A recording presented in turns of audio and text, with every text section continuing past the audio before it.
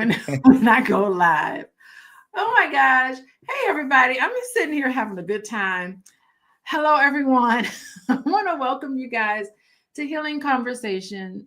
My name is Alicia Watkins. Do y'all know who I am? I'm a licensed clinical social worker. I am a licensed clinical social worker. I am a college professor teaching.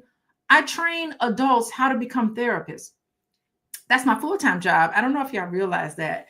But here tonight, I want to welcome everybody here tonight. I want to talk about a topic that I have been desired to speak about for quite some time, and it's about Black men in marriage. I am just curious about why there's been such a negative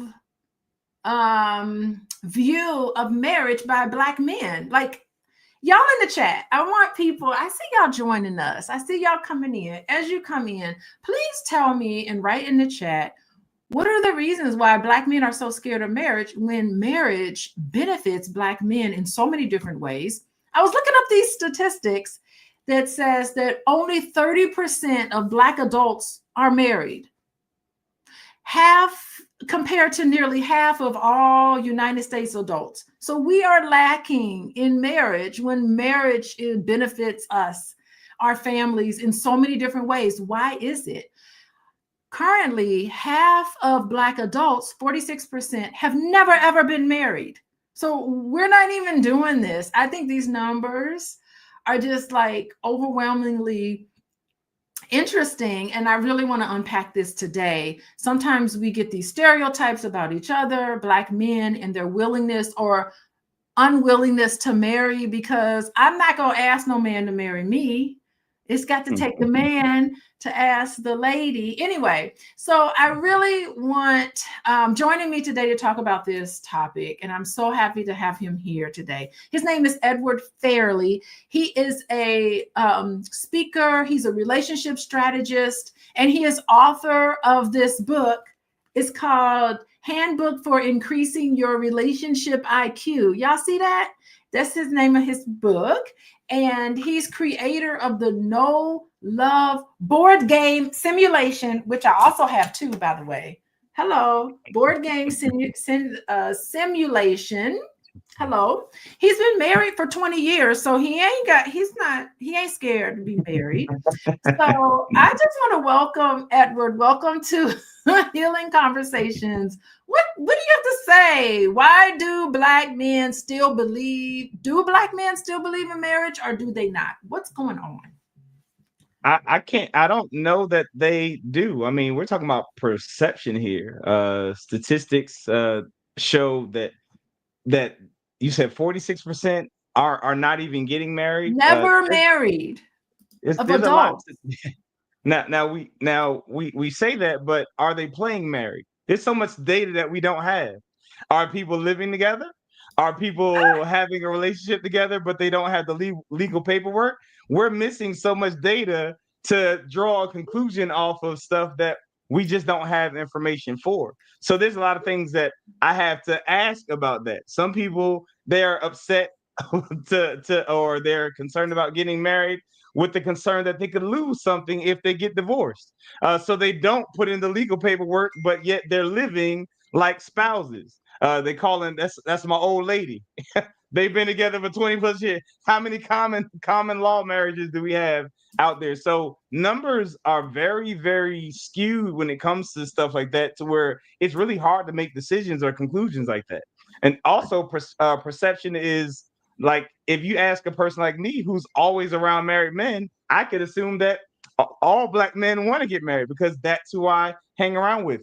They say birds of a feather flock together. So these are different things that I have to deal with, especially in my field. I'm a relationship counselor and coach. So do you think people that are coming to me are married, or are they going to be divorced? So my view would be skewed. So and not to mention, they're taking the time to invest in staying married. So all of these things don't, to me, suggest that people, Black men in particular, don't want to be married. And then there are Black men that ask for the hand of a woman to marry and they get denied.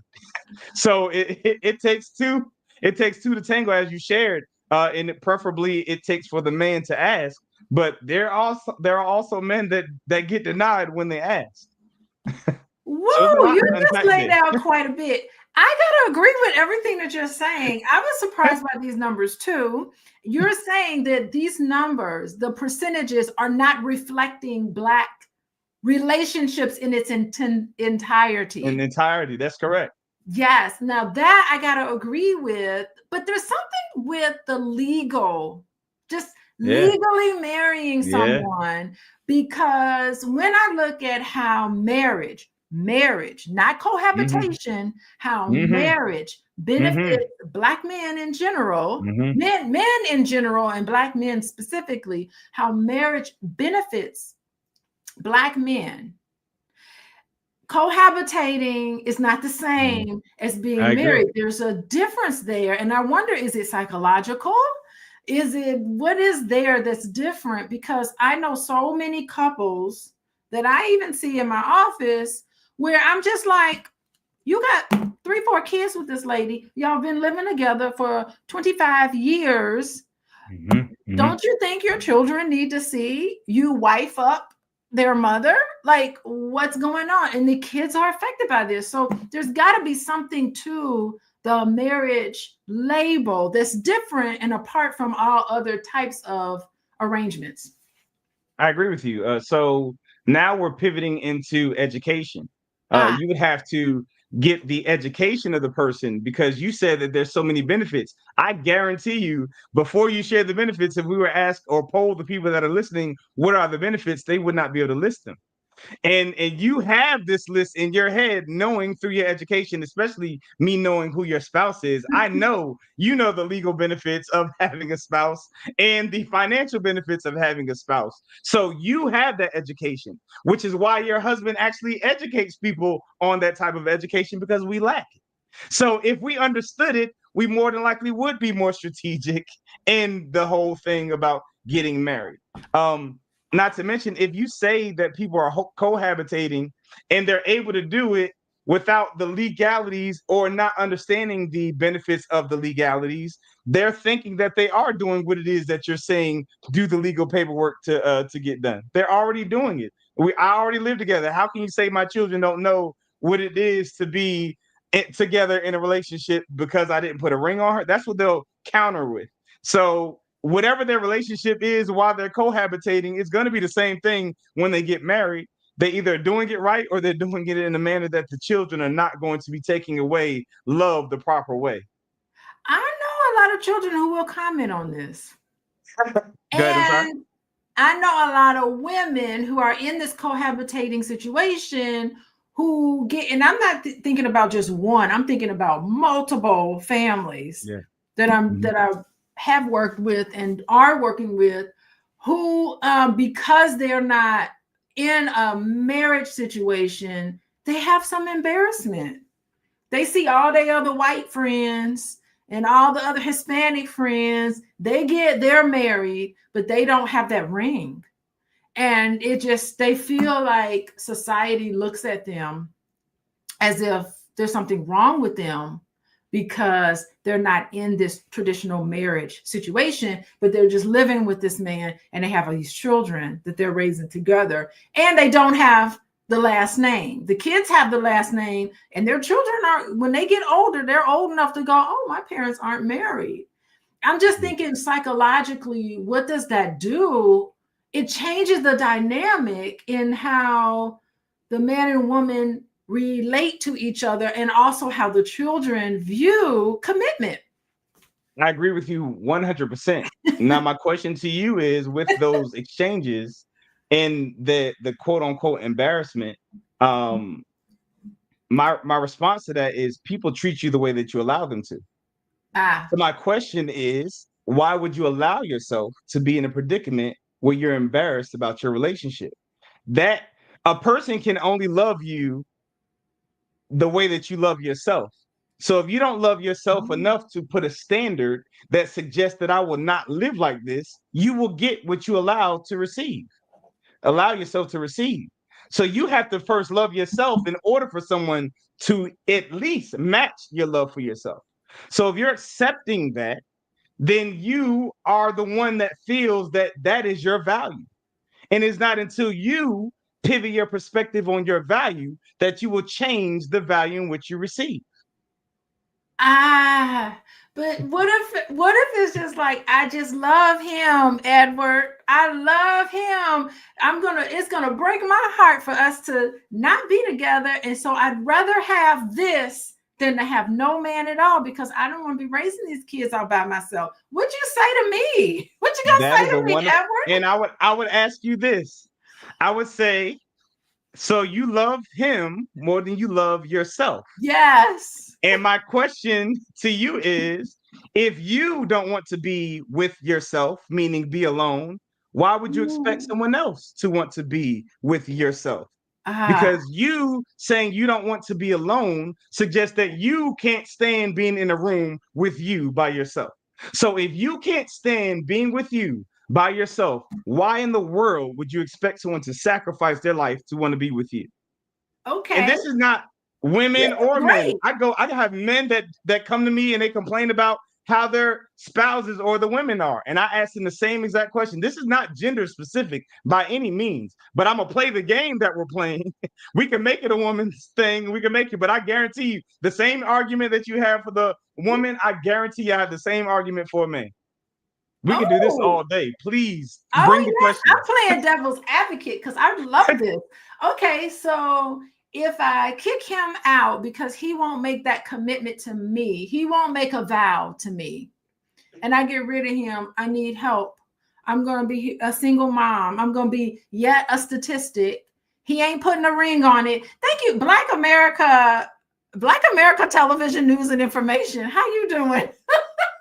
That's a mouthful. She into this. So if I say either you marry me or it's over, and I find somebody else who will, then what then? How am I gonna make it? The man I love is gone, and I have these standards, and he didn't adhere to these standards. He's scared. What am I to do? Am I So to go see you, Edward? if you have those standards, that's not a fearful situation to be in. That's the Ah, first thing. Second, okay. second thing, people, it blows my mind how we soon forget how successful we were prior to our partners. You have evidence that you can do fine without your partner because you were without your partner before you met your partner. So you can do fine without your partner. And then guess what? If you have a partner, there's two D's that are inevitable: death or divorce. So you're gonna end up alone again. So if you outlive them, that you're going to be by yourself. If they leave you, you're going to be by yourself. And if you cannot figure out how to sustain without that person, you're not even living through love. You're living through survival. That's not even a loving Desperation. relationship. That's dependence. The dependence, the other D. Yes, ma'am. It's three D's going on. We got Please keep death, it coming. divorce, This is and easy. dependence. This is easy. Keep it coming. Oh, this is so great. Everybody, y'all welcome Edward here because I got to have Edward back on. This is good. The title of today is Do Black Men Still Believe in Marriage? Black men, Black lexicon, all of y'all, men who are tuning in.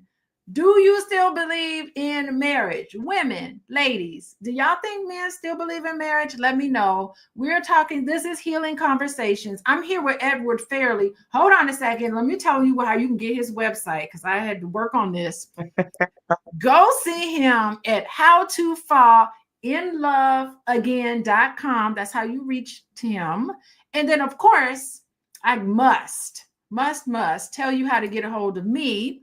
Text love, LOVE, to 87948. Y'all be sure to do that. I do have conversations about healthy relationships, everything that Edward is talking about. I'm playing devil's advocate, and that's kind of fun.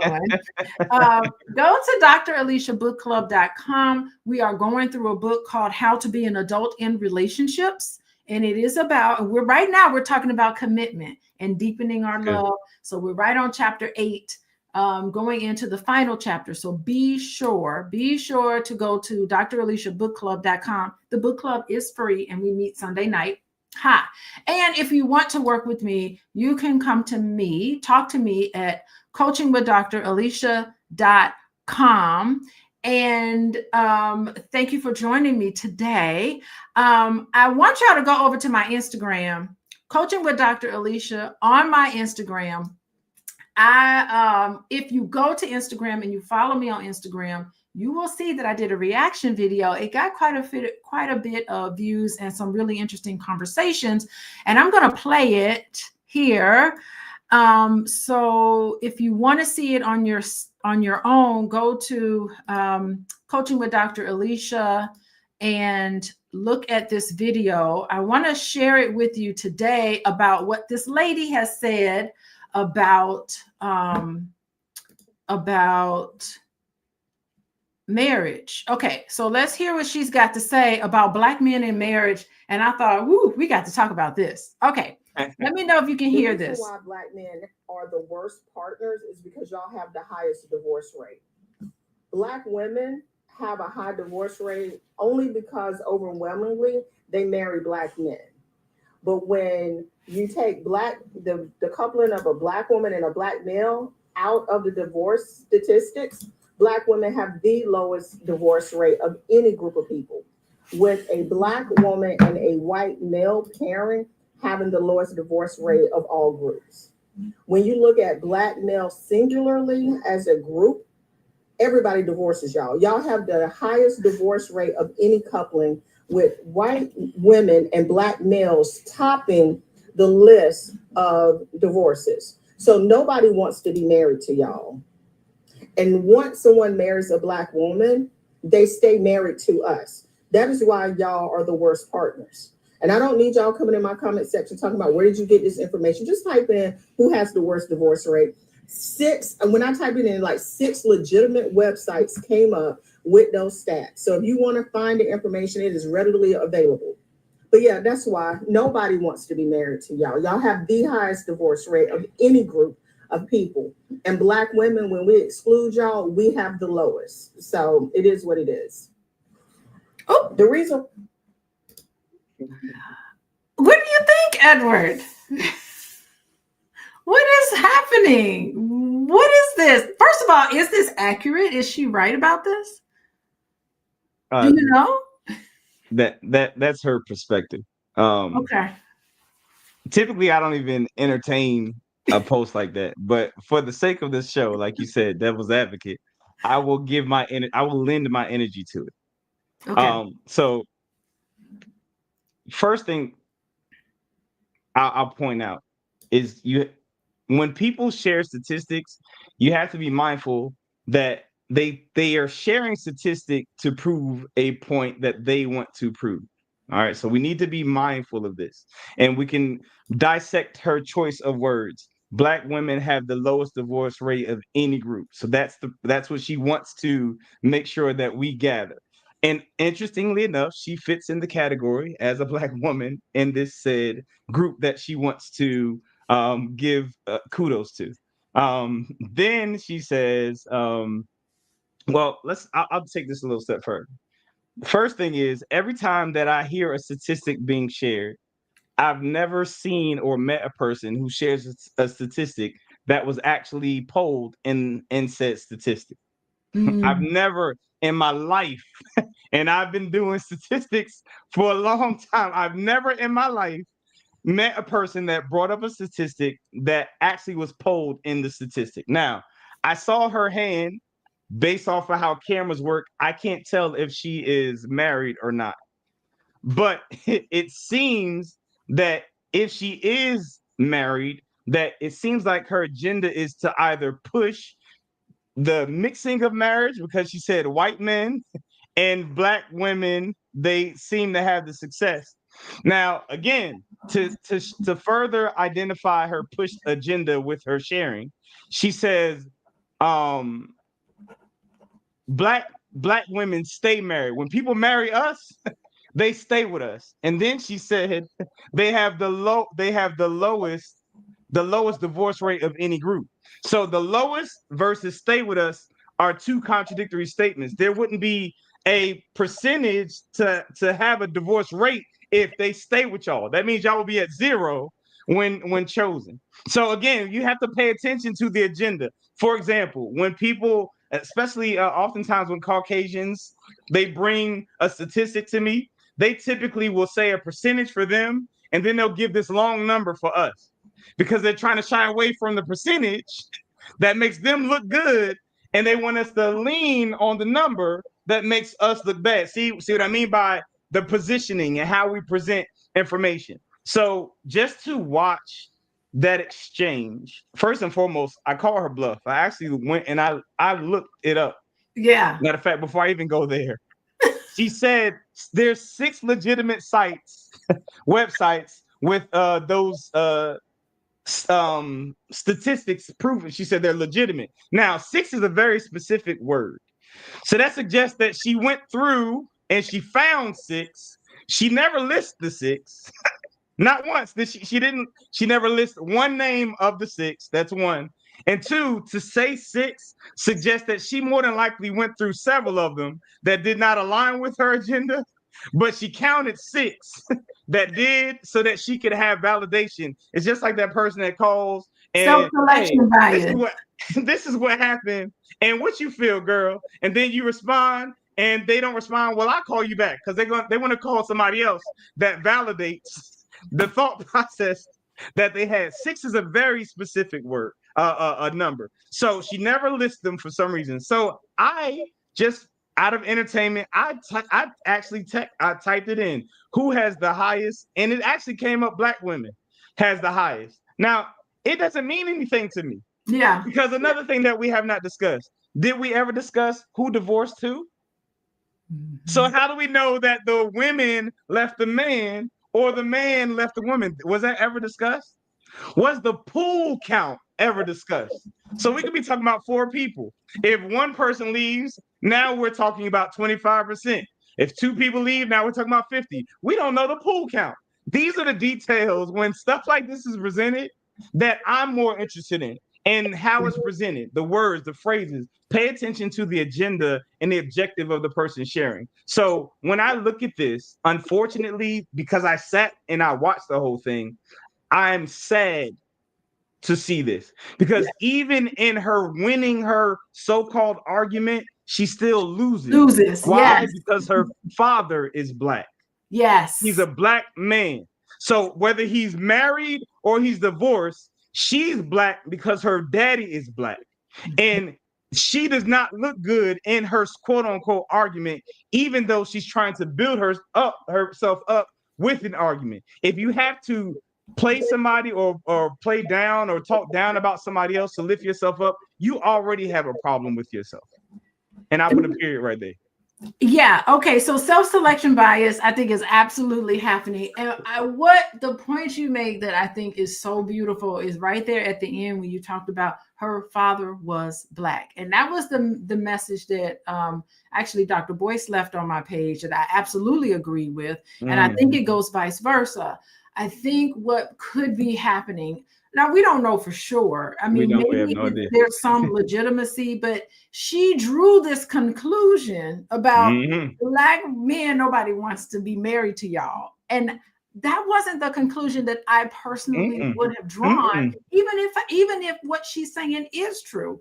What I would say is that I'm really wondering,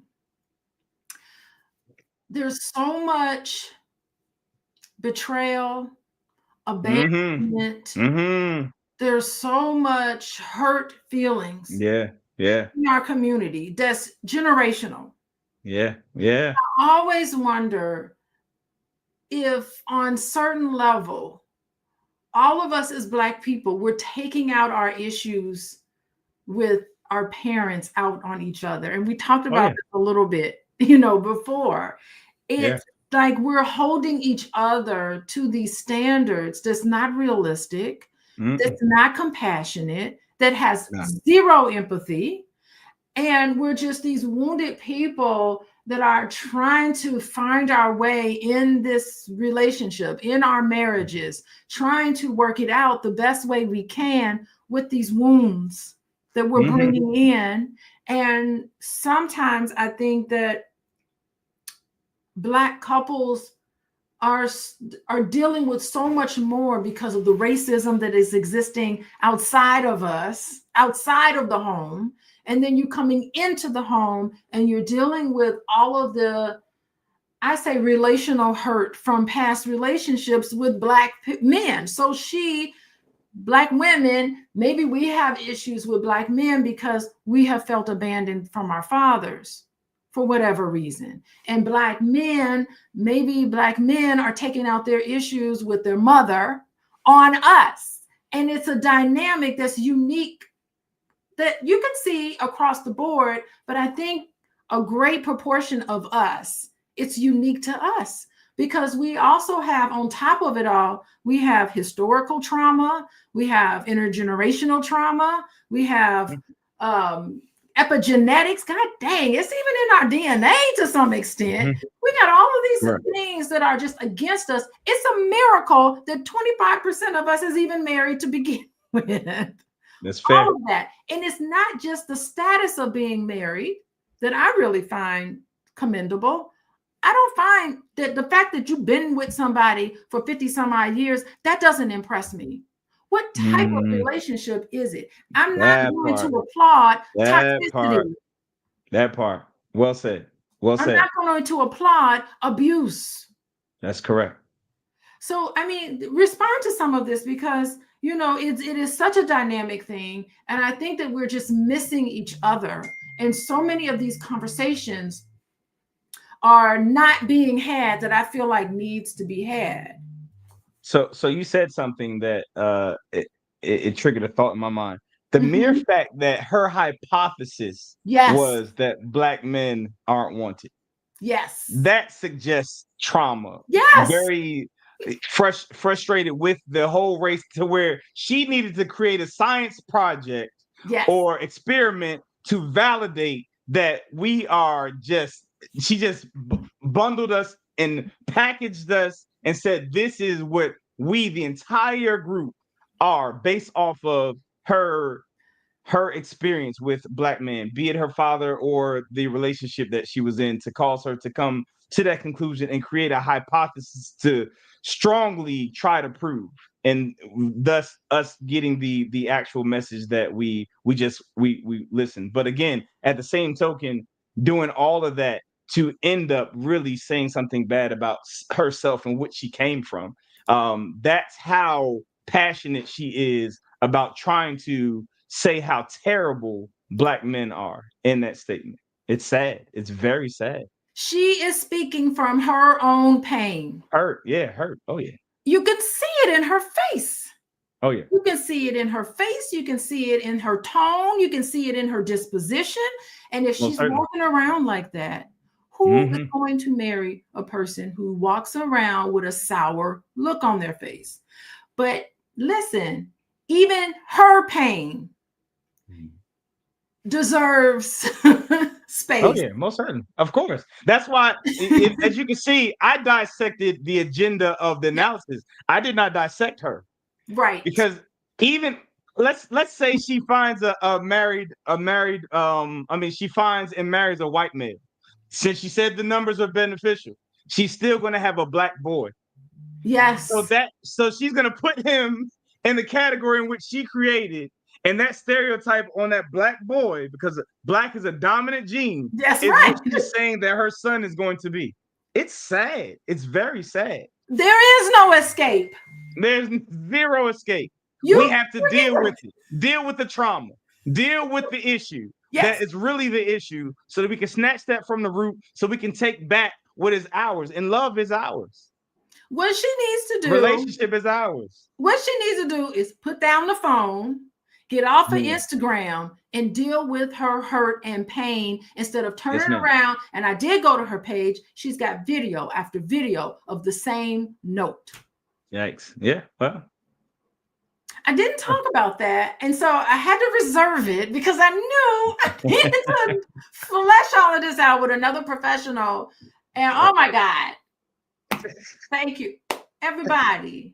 Y'all welcome. Welcome my guest here, Edward Fairley. He is Fairley. He is, the title of today is, do Black men still really believe in marriage? Why ain't y'all marrying up? What's up? What's up? And I've heard so many people, so many Black women. I got it, but let me tell. Oh my gosh, Edward. Yes, ma'am. I got to tell you, I do talk to Black women who are dating all ages. I'm talking about the millennials. I even got some Gen Zs that I'm working with. Yeah. I got some older women.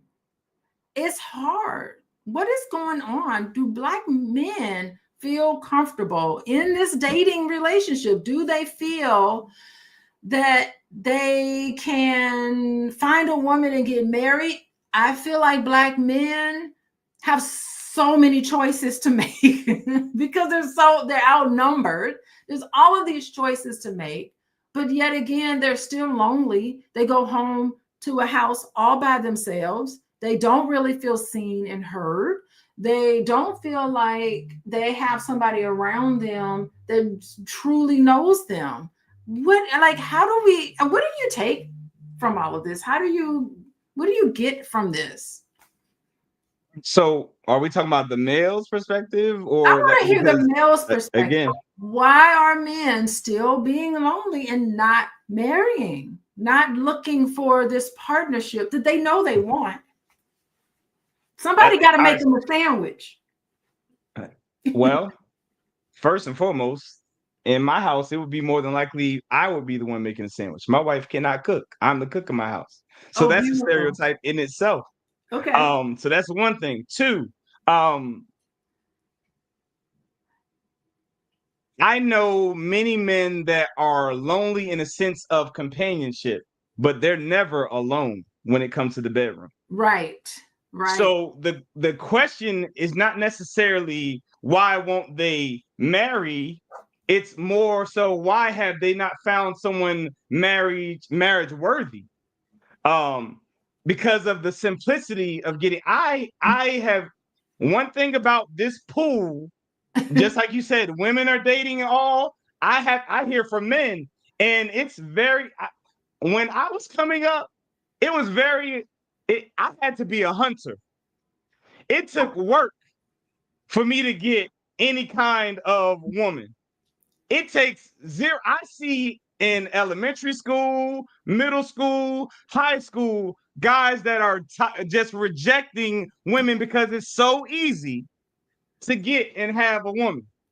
There's absolutely no challenge whatsoever when it comes to getting a woman. So we're talking about quality. Are you presenting yourself as quality? For you to say that it's hard, and how frequent are you in this pool that we're talking? When was the last time you were with someone? So it just happened a month ago. Now you're trying another guy. And what does trying mean to where you're coming to this conclusion? What's the determining factor? What's the turnaround time? So there's a lot of things. Again, we can play both sides of the coin because I don't know any man that I've been around that was not looking for someone marriage worthy.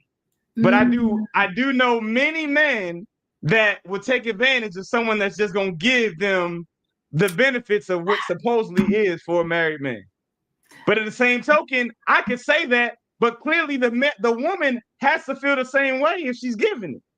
So we can make that a man thing all we want, because if the woman is participating, it takes for the man to not get it for him to have to change his strategy. But no one's causing the man to change the strategy if that's quote unquote the issue. We can play this all day. Oh my God, it's a hard situation to be in because here's the thing. So women are just being too easy. And the reason why maybe women are being too easy because they know they got this competition, but they don't understand is that there really is no competition because there's not a lot of quality. So what you're saying is that Black men do want to get married. They absolutely want to settle down. They would love to be in an intimate relationship where they are seen and heard. There are plenty of them out there. It's just that because there's so many women, that a lot of women are too easy, and they're not holding themselves and these other men to the highest standards. And so they're cheapening themselves.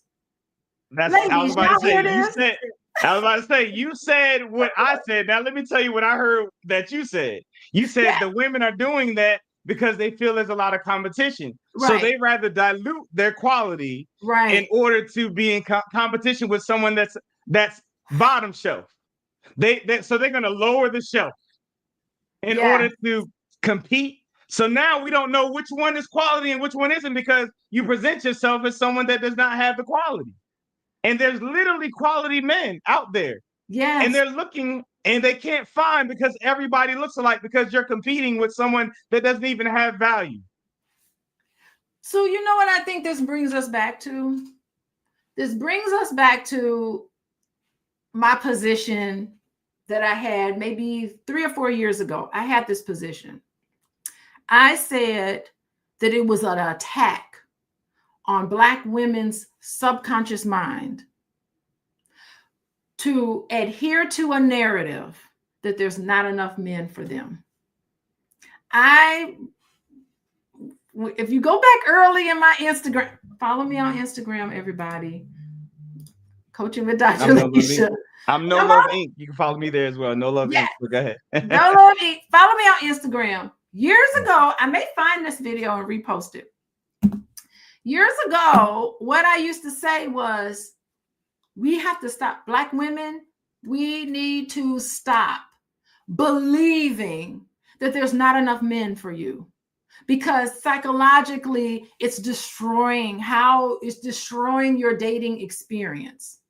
That you really do need to say, the man who's for me is, nobody can take him away from me. And I'm not going to believe the hype that I have to be cheap and easy in order for a man, because I got this competition and I have to rise above this competition and go around with this perception that there's a lack. When you digest a lack, you start emanating from a place of lack. And when you start to approach dating with a sense of abundance, there's an abundance of men, possibly for me. And guess what? When I was on the dating scene, when I became single, there actually was an abundance, because I did not want to believe it. I had a lot of men. And it has nothing to do with me being cute. It had nothing to do with that. It was the energy. It was my energy. I felt like I was going to hold these standards, and there was going to be plenty of men for me. And there was some men for me that I thought was like, okay, let me see what's going on. So I did see that. And then people say, oh, well, it's just because of the type of car you drive and the fact that I have money and I'm educated. I don't think it had anything to do with that. It's just that I did not, maybe I was naive enough not to digest the fact that there was a lack. Maybe there's a subconscious attack on Black women by telling Black women there's not a lot of men out there. Because what I'm hearing from you, Edward, y'all know Edward, y'all see his name. What I'm hearing from you, Edward, is that there are plenty of men who would love to settle down, who, yes, there's a lot of women, but they're looking for a certain women who hold themselves to a standard, not to be easy. They're looking for quality women. It's not even a standard. It's loving yourself. It's simplicity. Yeah. If you settle, you don't love yourself, period. And as you shared, you come from a place of desperation. I'm looking for a person. And this is, let me tell you how subtle this thing works out.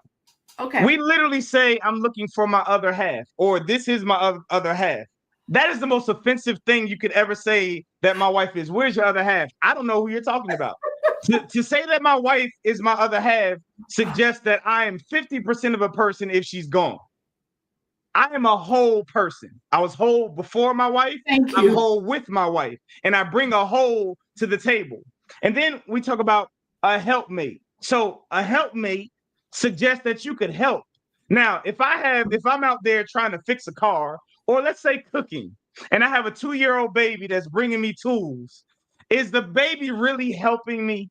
Is the baby really helping me? Let's be honest. Is the baby that brought me the spatula that can't really break the egg, or that brought me the crowbar or the wrench that and can barely hold it, is the baby really helping me? Or am I entertaining a child that looks like they're trying to help? The answer would be the baby's not helping. And I use that analogy because a helpmate can actually do what it is that you need help with. So that means if I come to the table, you should be able to do what it is that I can do so that you can help what it is that we're going to do. That's right. But what's happening is we're coming to a table saying, I need you to do what I can't do. So I need you. So now I'm desperate. So please save me. And now we're doing everything we can for you to do something for me so I can have you, so that I can be saved. We're looking for saviors, not helpmates or partners. And that is the problem, because and the crazy thing about it, and that's what comes with all this gender crap. Yes. We're saying men need to do this, women need to do that. So what happens if you never end up getting married? That means you can't make yourself a sandwich like you talked about earlier. So I'm a grown man and I can't eat because I don't have a woman. Or I'm a grown man and my clothes can't be washed because I don't have a woman. Or I'm a woman, so my car can't get fixed and I can't get my grass mowed because I don't have a man. If you never, ever get married, you cannot survive. And again, don't forget the 2 Ds that are inevitable. Death or divorce. Death and divorce. It would behoove you to know how to do everything, to be well versed on everything, because you're going to end up alone anyway. So if you don't like yourself now, you're not going to like yourself in a relationship. You need to fall in love with yourself first, and then someone else will want to do the same thing you did. Absolutely. But the problem is you didn't do it first, so no one even knows how to do it for you. I'm gonna put a period right there because I'm about to go off on more of a tangent than I already did. No, what you're saying is absolutely spot on. It's like this Jerry Maguire issue. You complete me. It's like, no, you don't complete me. I'm a whole complete person. We're coming together. We're 2 adults coming together. I mean, hence the whole book club, how to be an adult in relationships. I am not, you're not my parent. No, not at all. No. We are 2 adults coming together and there's no codependence happening here. And this is what I'm talking about. All of this toxicity, it's not about how long just staying together is not enough. It's like, are you thriving? Are you committed? There are people who take vows. We were talking about this 2 Sundays ago. We were talking about the difference between taking a vow to be married versus making the commitment to be married. Separate things. Yeah, very well said. A commitment is you showing up every single day, you listening to that person when they have concerns, communication struggles, right? You're listening to them, you're validating their experience. You may not agree with it, but it's not for you to agree with, because it's not yours. It's somebody else. Your partner is not an extension of you. Your partner is an entire person with their own thoughts and feelings. I love that. I love that. I've had people say, my wife say, I don't want to embarrass you. You can't embarrass me. You can embarrass yourself and have people questioning why you with me, but you can't embarrass me by what you wear. That's something that you chose to wear, not me. And vice versa. How can I embarrass you? You said that or didn't say that. That's not a reflection of me. That is a reflection of you. I just love it. And there have been people, there will be people where Dr. Boyce will get online and he'll say something. And I'll get online and I'll say something and I won't agree with him. And I'll be like, we're not supposed to agree with each other. They're like, Dr. Alicia, you're disrespecting Boyce for not agreeing with him. I'm like, no, I am my own person. I have a PhD too. And even if I didn't, it wouldn't even matter. I have my thoughts and feelings. I respect him and his perspective. He definitely respects me and my perspective. It doesn't have to be the same. And that's the whole thing. It's like teaching other people that 2 whole people coming together. That's correct. Really that's correct. What it's about. And that's think what you're getting to is maybe Black people just need to be realistic. realistic in what marriage is about. And maybe you didn't see a healthy marriage growing up. Maybe you didn't see a marriage at all growing up. Mhm. And I think that's the work that me and you are doing here. Your game. Yes. No love. Y'all get this book. No. And if you want to talk about realistic, the handbook for increasing your relationship IQ will force you to be realistic. Yes, most certainly. Realistic. You have to be realistic Yes. when it comes to marriage and commitment. It is not about finding another person to complete you. It really is about two people coming together, helping each other out, being interdependent instead of codependent. Well said. Well said. Oh my goodness. Okay, we are past the top of the hour. I gotta bring you back on, Edward. Oh my gosh. There's got to be another video for us to dissect and bring down. I hope so. Because we really have talked about a lot. I wrote some of it down. Okay, let me tell y'all what Edward has said. 2 things that's gonna happen: death or divorce. You came into this world by yourself. You're gonna exit out of this world by yourself. So get with that. Oh, I think the biggest takeaway for everybody is to love yourself. Oh my goodness. Really fall in love with yourself. Please. That's how somebody else is going to fall in love with you. I think that's true. A good takeaway for me would be stop believing the hype. I mean, stop thinking that there is, okay, yes, we know the numbers. Don't let that digest in you and affect, change who and what you are. You know, you really have to have quality. There's too many women and not enough quality ones. How about that? How about you become quality? That's correct. Yes, you ma'am. Want to add to today? Honestly, like, speaking of numbers, don't get caught up in the numbers to where you're influenced by the numbers, because the person that presents the numbers typically has an agenda. So listen to everything that they say. And listen, like they will openly say what they're trying to get you to receive, and it does not necessarily have to be what you receive. Get more information. Ask them, did you get a poll in this particular statistic? Also, and you'll find that they didn't. Also, find out what the pool is, or what caused them to even go on that route or the journey of their hypothesis to make said statement, or try to push an agenda or objective. So love yourself is the biggest thing. Loving yourself solves all those other problems. Settling, all that, because you would not settle. I always tell people, you should. People say, "Well, when should I start dating?" You should not start dating until you love being by yourself. When you love being by yourself, you will not settle for anything, because you're not going to add chaos to your peace. You just won't do it. You're going to be very selective and intentional about who you add to your life. If you're adding chaos to your pieces because you did not like being alone, and to not like being alone suggests you do not like yourself. So why, or how dare you expect someone else to want to do it when you have yet to find the love of yourself? And I'll put a period right there. Yes, I think that's great. And I think what you're talking about is some critical thinking skills. Have some critical thinking skills when it comes to just digesting numbers. I love Carla's statement. You need to be careful with whom you allow to provide you relationship and marriage counseling. I'm a licensed therapist. I am trained in the Gottman method. I'm trained in have you heard of Terrence Real? The relational method. He's really good. He's one of the very first people who wrote a book on men and depression. Oh, wow. His name is Terry Real, Relational Life. That's a really good one. And I'm also trained in the late great Sue Johnson.